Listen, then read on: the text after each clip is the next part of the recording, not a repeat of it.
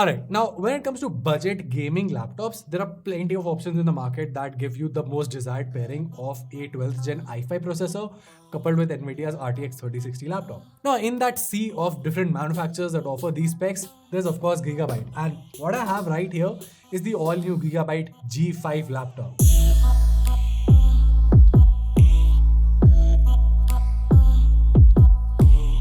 However, with a price tag of rupees 1 lakh, does the Gigabyte G5K manage to justify it? Let's find out. This is Varun from GTR and you're watching my in-depth review of this laptop. Let's get started.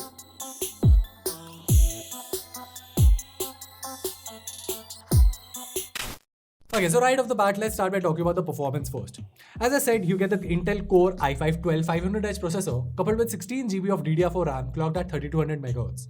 There's a 512GB NVMe SSD from Gigabyte itself, and as for graphics, you have the Nvidia GeForce RTX 3060 laptop GPU with a peak of 115 watts.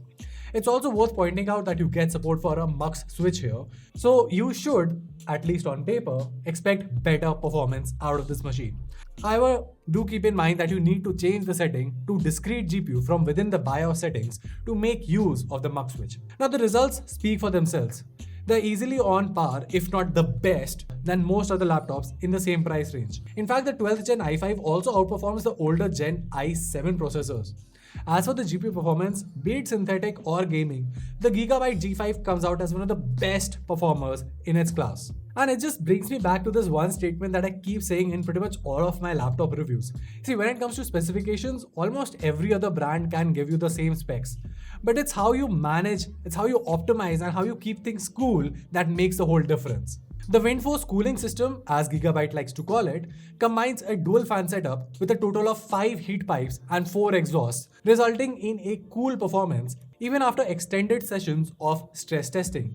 Now for gaming, the peak temperatures that we recorded were just 87 degrees in Far Cry 6, which is pretty great, especially when you have been gaming for over 2 hours at the highest settings. Now speaking of fans, the laptop comes with a fan speed setting app, which is in my opinion the easiest fan tuning software to use out there. Just set it to max or a custom speed of your choice and you're done. Alright, so digging inside, apart from this amazing cooling setup, the Gigabyte G5 also offers room for upgradability.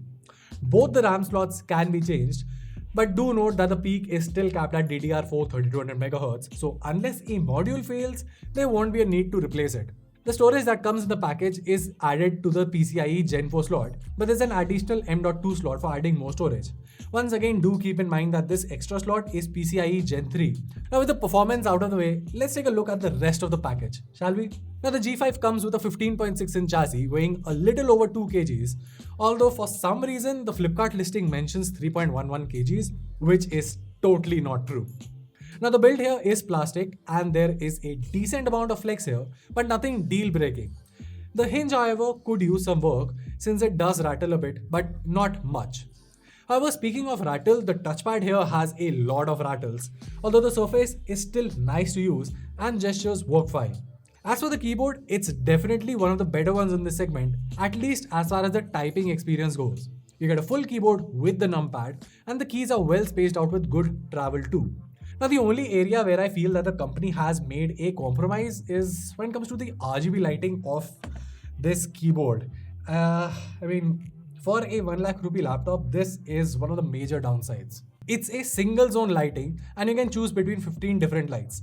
There is no animation or style here, just static lights, although you can adjust the brightness.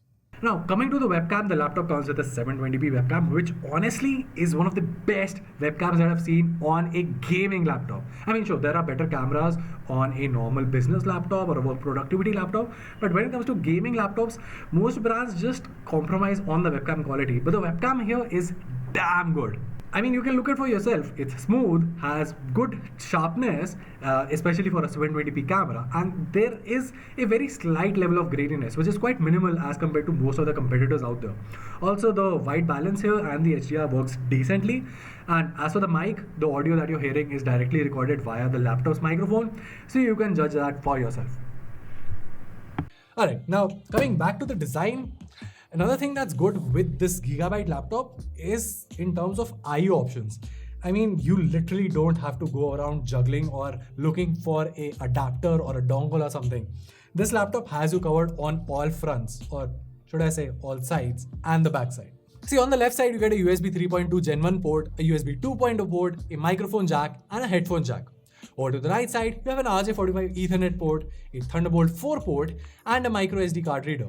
Then, on the back side, you have a USB 3.2 Gen 2 Type-C port, a full-size HDMI 2.1 port, a mini display port, and a DC port for charging.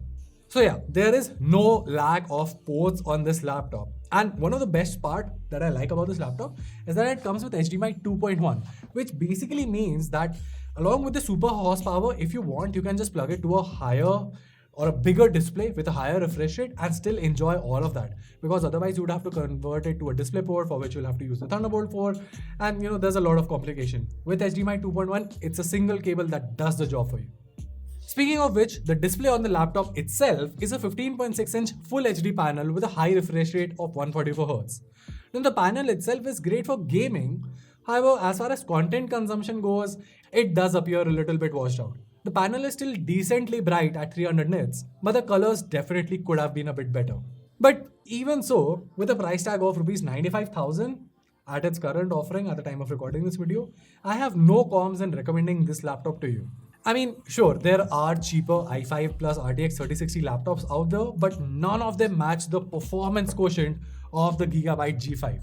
That being said, if you still want even more performance without having to spend a lot, you can definitely check out our review of the Lenovo IdeaPad 3i right here, which actually comes with the same GPU, but comes with a 12th gen Intel i7 processor.